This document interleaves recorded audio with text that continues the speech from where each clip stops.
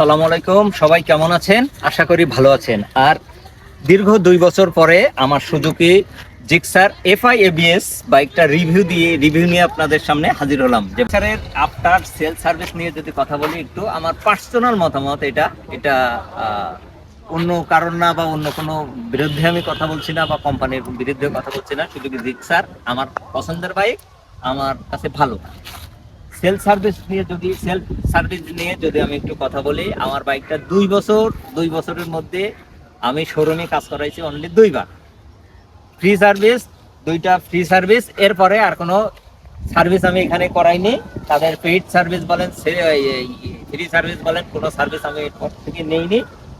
আমি দেখছি যে আমার বাইকটা বছরে বা মাসে কত খরচ হয়। আমি সব থেকে কম খরচে আমার বাইকটা আমি কিন্তু চালিয়েছি।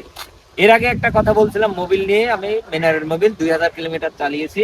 এবং এই 2 বছরের মধ্যে আমি কিন্তু বড় ধরনের কোনো সার্ভিস আমি এখনো করাইনি এই বাইকে। তাহলে আপনাদের একটা কথা থাকে, ভাই বড় ধরনের সার্ভিস করাননি, ছোট সার্ভিস করাইছেন, তার কি ধরনের সার্ভিস করাইছেন এটা আমি বলি একটু। 2 বছরে আমার সামনের চাকার আমি ব্রেক চেঞ্জ করছি 2টা, পিছনের চাকার ব্রেক চেঞ্জ করছি 1টা, আর চেন পেনিয়ামটা চেঞ্জ করছি 1বার। টোটাল আমার বাইকের এটা খরচ।